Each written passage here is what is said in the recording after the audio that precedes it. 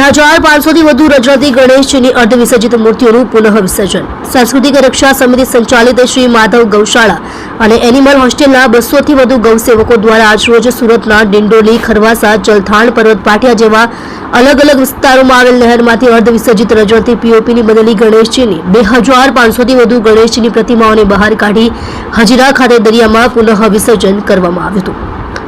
ઉધના વિસ્તારમાં આવેલ શ્રી માધવ ગૌશાળા અને એનિમલ હોસ્ટેલ કે જ્યાં બીમાર, દિવ્યાંગ, ગાય માતા અને અન્ય પશુઓની સારવાર થાય છે તે ગૌશાળાના 200 થી વધુ ગૌસેવકો દ્વારા આ કાર્ય કરવામાં આવ્યું। સાંસ્કૃતિક રક્ષા સમિતિના અધ્યક્ષ આશીષ સૂર્યવંશીએ જણાવેલ કે અમારી સંસ્થા છેલ્લા 8 વર્ષથી શહેરની વિવિધ નહેરોમાંથી અર્ધવિસર્જિત રજવાતી ગણેશની દશામાની હજારો પીઓપીની મૂર્તિઓ કાઢતા આવ્યા છે અને લોકોને પીઓપીની મૂર્તિની જગ્યાએ માટીની પ્રતિમાઓનું સ્થાપન કરવા માટે જાગૃતતા અભિયાન ચલાવતા આવેલ છે।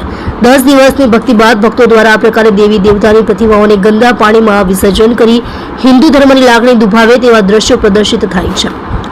સંસ્કૃતિની રક્ષા માટે સાંસ્કૃતિક રક્ષા સમિતિ દ્વારા લોકોમાં જાગૃતતા લાવવા તથા પ્રશાસનને યોગ્ય કામગીરી કરવા તથા પીઓપીની પ્રતિમાઓ પર પ્રતિબંધ લાદવા વારંવાર નવી રજૂઆતો તથા કાર્યક્રમો આપવામાં આવે છે। સુરત મનપા દ્વારા કૃત્રિમ તળાવો બનાવ્યા હોવા છતાં તેમજ સુરત પોલીસનો આ નહેરો નજીક ચુસ્ત બંદોબસ્ત હોવા છતાં ના સમજ કહેવાતા ગણેશ ભક્તો દ્વારા તકનો લાભ ઉઠાવી પોતાની સરળતા ખાતરા પ્રકારે ગણેશની મૂર્તિનું વિસર્જન કરે। આવા ભક્તોને વિનંતી કે બાપાની સ્થાપના કરી યોગ્ય જગ્યાએ વિસર્જન ન કરી શકાતું હોય તો સ્થાપના જ કરવી નહીં। તમે જોઈ રહ્યા છો સોમવાર ટાઈમ ન્યૂઝ। ઇરફાન મંસૂરી સાથે સુરત। જય ગણેશ। હું આશીષ સૂર્યવંશી, સાંસ્કૃતિક રક્ષા સમિતિ અધ્યક્ષ।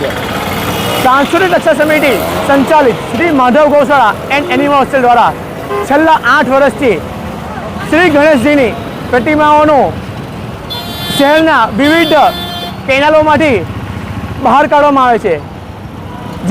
જેવી કેનાલો છે જ્યાં ભક્તો દ્વારા દર વખતે અર્ધ વિસર્જિત હાલતમાં 1 ફૂટના પાણીમાં ગણપતિ બાપાને રઝળતી હાલતમાં મૂકી દેવામાં આવે છે। આજ રોજ પણ નહીં કરતા 200 થી વધુ યુવાઓ દ્વારા, ગૌ ભક્તો દ્વારા શહેરની અલગ અલગ કેનાલો જેમ કે ડિંડોલી ચલથાણ નહેર, ખરવાસા નહેર, પર્વત પાટિયા કેનાલ નહેર, આ તમામ નહેરોમાંથી 2500 થી વધુ શ્રી ગણેશજીની પ્રતિમાઓને શ્રદ્ધાભેર બહાર કાઢવામાં આવી છે અને તેઓનું હજીરા ખાતે શ્રદ્ધાભેર પુનઃ વિસર્જન કરવામાં આવ્યું છે।